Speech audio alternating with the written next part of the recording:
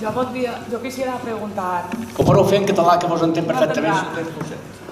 Yo tengo una duda, porque yo entiendo que, igual, sense micro, crec que jo que ara, per exemple, que avui hagin dit que que la jerarquia és hipòcrita, a mi no jo ja ho veig, és a dir, veig el que passa en els mitjans, veig què és el que diuen, el que a mi m'agradaria, que lo que no entenc, lo que no entiendo, si usted antes estaba en ¿qué es lo que hizo? O sea, salir de declararse gay fue lo que le dio darse cuenta que la iglesia era hipócrita, o estando ya ahí poco a poco se empezó a cuestionar, porque claro, yo lo veo y a veces, sí, es que lo veo a diario, lo vemos a diario. Entonces a mí mi pregunta es, si usted no le hubiera pasado esto, ¿continuaría juzgando a la gente? Porque claro, o sea, que es de fácil juzgar, y la primera piedra, la piedra angular, somos todos, y yo creo que los cristianos de base, al fin y al cabo. No es lo mismo la jerarquía, que no... Entonces, ¿qué pasó para que de repente darse cuenta? Porque a mí me da mucha rabia que me juzguen, o que nos digan qué es lo que tenemos que hacer o no, y que nos digan cómo tenemos que vivir nuestra religiosidad. Porque aquí, perfectos no somos todos, pero a mí no me gusta. Entonces, ¿qué pasó para que usted de repente abriese los ojos y darse cuenta que sí, que la iglesia no aceptaba y que adoctrinaba y que decía cómo hay que hacer la gente y juzgaba? ¿Cómo se dio cuenta? Sí. Gracias. Son dos cosas. La primera es la hipocresía, porque hipocresía es una cuestión para mí realmente complicada. No es solamente lo que muchas veces piensa la gente, como dice Evangelio, ellos enseñan las cosas pero hacen otras cosas.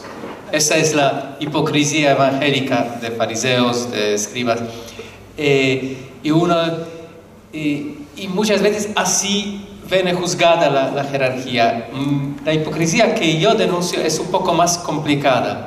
Efectivamente, la iglesia enseña hoy varios posicionamientos, doctrinas, normas que son totalmente desconectadas de la vida, impuestas a una realidad como si se quería ajustar la realidad a nuestras ideas que tenemos en la cabeza y con cuales dominamos la gente.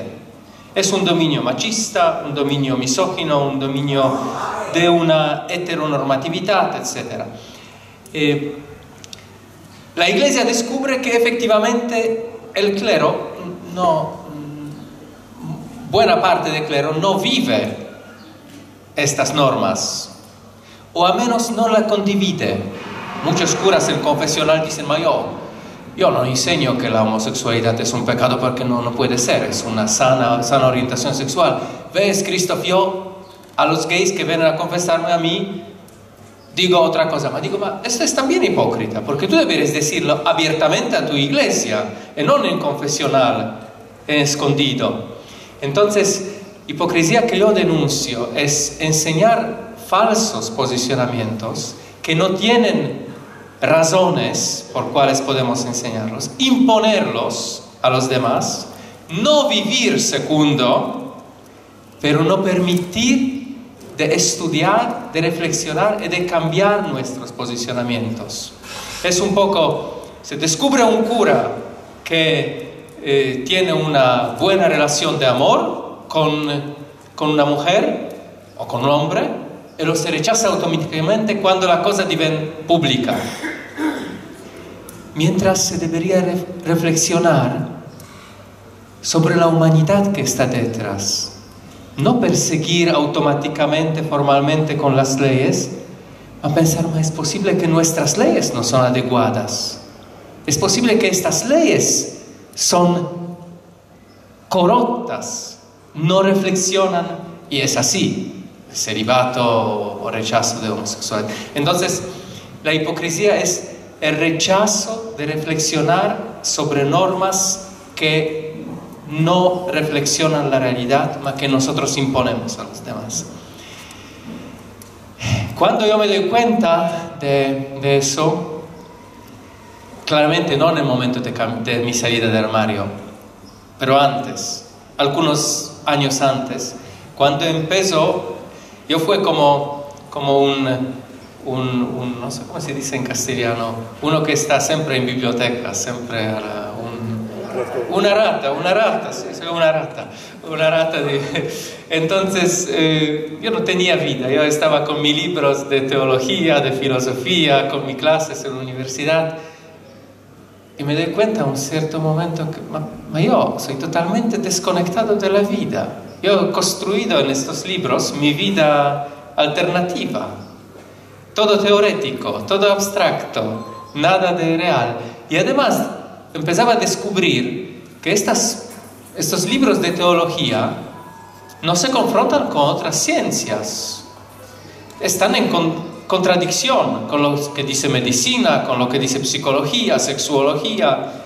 Y cuando he empezado a leer otras cosas, sobre todo sobre homosexualidad, he empezado a descubrir que yo no puedo más a defender un sistema que estructuralmente es hipócrita, que no es cuestión de una jerarquía solamente o de ciertos grupos laicos, es implantamiento del sistema de gobierno y de dominio de la iglesia actual que no funciona, que es hipócrita.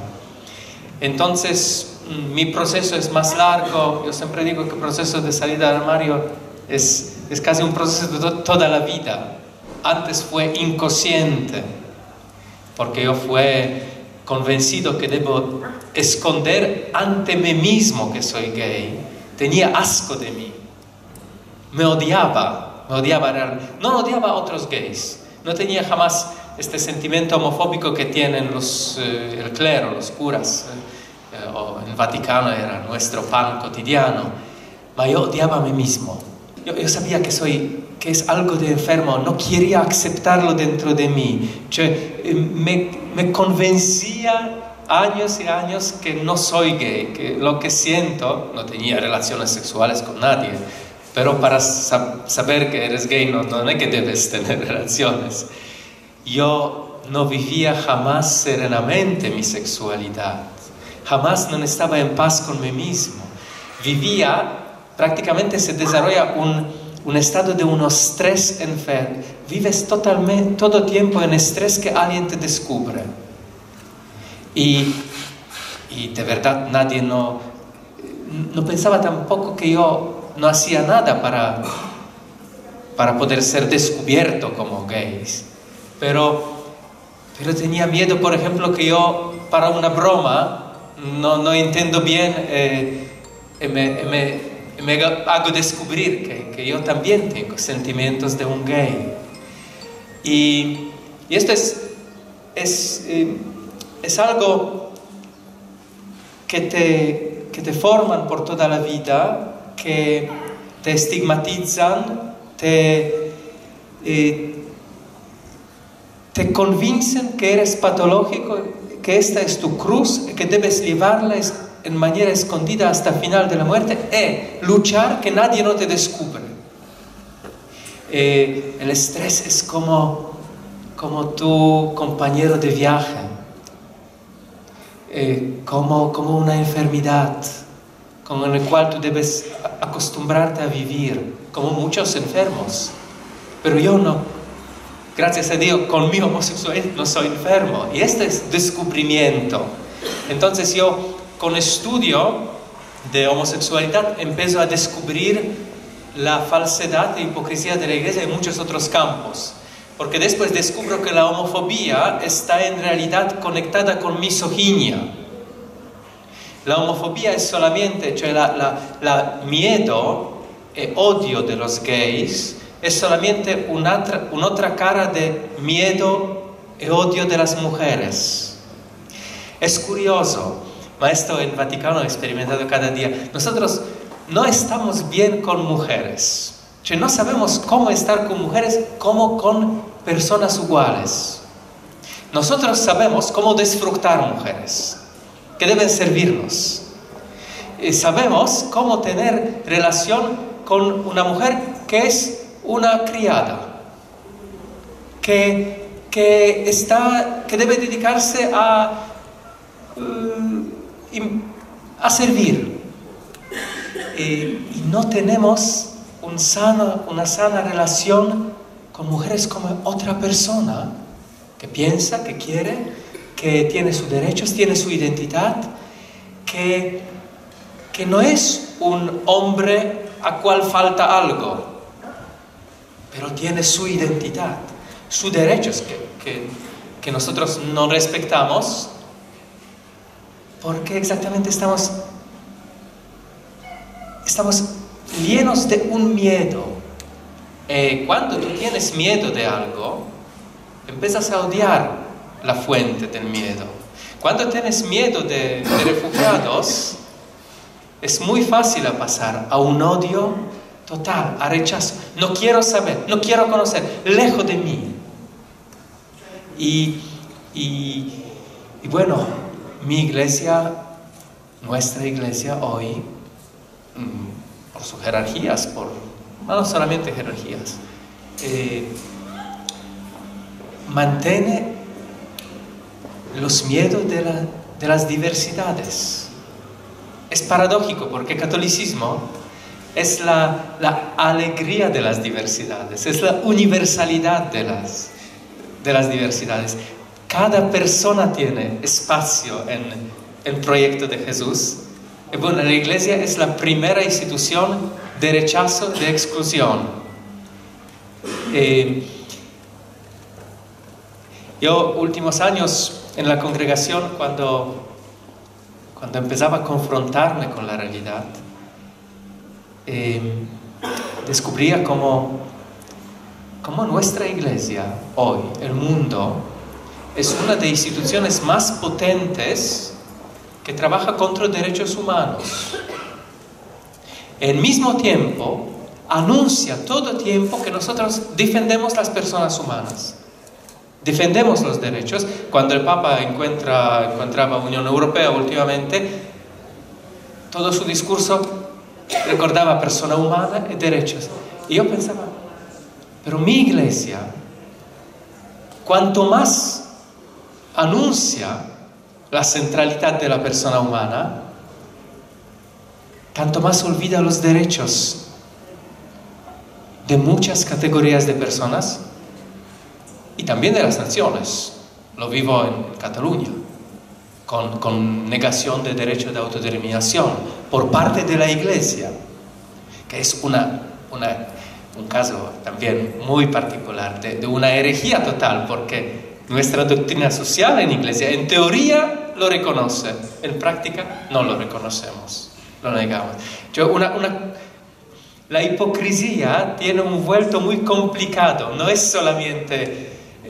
Porque muchas veces las personas piensan, en realidad todo lo que la Iglesia enseña es bueno, solamente que los curas no lo viven. Y no es así. Son las doctrinas de la Iglesia que hoy viven un retraso tremendo, que están bloqueadas y no se confrontan con la realidad sobre el matrimonio, sobre la vida de amor de la gente, sobre las mujeres, etc. ¿Sabéis? Nosotros teníamos un momento de grande primavera en la Iglesia, que fue el Consejo Vaticano II, que fue totalmente neutralizado, casi matado. Y esta obra de matarlo, yo la conocía en la Congregación para la Doctrina de la Fe, que fue antes de Ratzinger y después de Papa Benedicto. Fue una grande obra de Papa Juan Pablo, de Papa Benedicto, que han prácticamente cerrado el desarrollo de la Iglesia en espíritu del Consejo Vaticano II. Y así han bloqueado cualquier reflexión sobre la realidad. Cuando pienso cuánto hemos trabajado para infundir en católicos en todo el mundo autocontrol, Así que los teólogos no reflexionan sobre urgentes cuestiones de la humanidad. Así que los teólogos repiten solamente lo que decimos nosotros, pero no afrontan las verdaderas llamadas. Por eso fue en pasado necesario Lutero. Lutero tenía coraje de decir no. Nosotros debemos empezar a corregir nosotros mismos y no en el mundo. Porque con nosotros es así, estamos empeñados todo el día a corregir todo el mundo y no nosotros mismos. Lutero ha dicho, empezamos de nosotros. Un poco como Papa Francisco hoy, que dice, debemos empezar a convertir nosotros y no organizar la vida a los demás. Eso es un camino también de la Cuaresma y de la Pascua. Pero salida del armario es un camino largo, es también un camino de conocimiento de sí mismo y de aceptación de sí mismo. Que cuando uno está convencido, no puede que dejar armario. Estar en armario es una cosa peor que puede capitar en la vida.